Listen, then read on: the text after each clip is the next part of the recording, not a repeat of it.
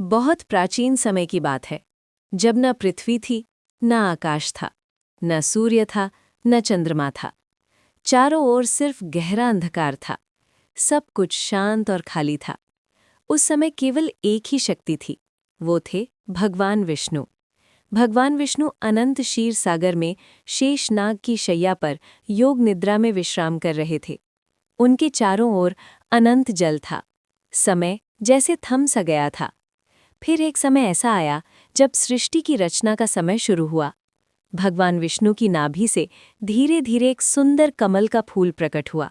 वो कमल धीरे धीरे बड़ा होने लगा और उसके ऊपर एक दिव्य पुरुष प्रकट हुए। वो थे भगवान ब्रह्मा। ब्रह्मा जी ने जब आंखें खोली तो उन्होंने चारों ओर केवल अंधकार ही देखा। उन्हें समझ नहीं आ रहा था कि वो कौन है और कहाँ से आए हैं। तभी उन्हें भीतर से एक दिव्य आवाज सुनाई दी। उस आवाज ने कहा, हे ब्रह्मा, तुम्हें सृष्टि की रचना करनी है। तब ब्रह्मा जी ने ध्यान लगाया और सृष्टि बनाने का कार्य शुरू किया। सबसे पहले उन्होंने 5 तत्वों की रचना की: आकाश, वायु, अग्नि, जल और पृथ्वी। इन 5 तत्वों से पूरे संसार की नींव रखी गई। इसके बाद ब्रह्मा जी ने पहाड़ और पर्वत बनाए, फिर नदियां और समुद्र बनाए। धरती पर हरियाली लाने के लिए पेड़ पौधे और वनस्पतियां बनाई गईं। धीरे धीरे धरती सुंदर बनने लगी, लेकिन अभी भी जीवन पूरी तरह नहीं था। तब ब्रह्मा जी ने विभिन्न प्रकार के जीव बनाए। पानी में रहने वाली मछलियां बनी, आकाश में उड़ने वाले पक्षी बने, जंगलों में रहने वाले जानवर बने। धरती अब जीवन से भरने लगी थी, लेकिन ब्रह्मा जी को लगा कि अभी भी कुछ अधूरा है। उन्हें ऐसे जीव की जरूरत थी जो बुद्धि और ज्ञान से भरपूर हो। तब उन्होंने अपने मन से महान ऋषियों को उत्पन्न किया। इन्हें सप्तऋषि कहा गया। इनमें शामिल थे मरीचि, अत्रि, अंगिरा, पुलस्त्य, पुलह, क्रतु और वशिष्ठ। इन सप्तऋषियों को ज्ञान और धर्म का रक्षक बनाया गया, लेकिन अभी तक मनुष्य नहीं बने थे। तब ब्रह्मा जी ने एक विशेष सृष्टि की रचना की। उन्होंने अपने तेज से एक पुरुष और एक स्त्री को उत्पन्न किया।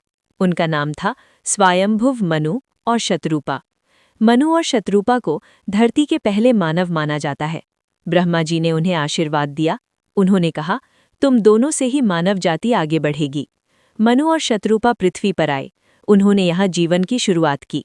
धीरे धीरे उनकी संतानें जन्म लेने लगी। उनके पुत्र और पुत्रियां हुईं। उनकी संतानों से मानव जाति बढ़ने लगी। समय के साथ मनुष्यों ने धरती पर अलग अलग जगह बसना शुरू किया। उन्होंने जंगलों में रहना सीखा, फिर उन्होंने आग का उपयोग करना सीखा। धीरे धीरे उन्होंने खेती करना शुरू किया। नदियों के किनारे गांव बसने लगे। ऋषि मुनियों ने मनुष्यों को धर्म और ज्ञान का मार्ग दिखाया। वेदों का ज्ञान फैलने लगा। लोगों को सिखाया गया कि सच्चाई और धर्म के मार्ग पर चलना चाहिए। समय के साथ राजा और राज्य बनने लगे। सभ्यताएं विकसित होने लगी। मनुष्य ने कला सीखी, संगीत सीखा, ज्ञान और विज्ञान को समझा, और धीरे धीरे धरती पर मानव जीवन फैलता चला गया। आज पूरी दुनिया में करोड़ों लोग रहते हैं, लेकिन सनातन धर्म के अनुसार इस पूरी मानव जाति की शुरुआत स्वायंभुव मनु और शतरूपा से हुई थी। और इसी कारण हम सबको मनुष्य कहा जाता है, क्योंकि हम सब मनु की संतान माने जाते हैं।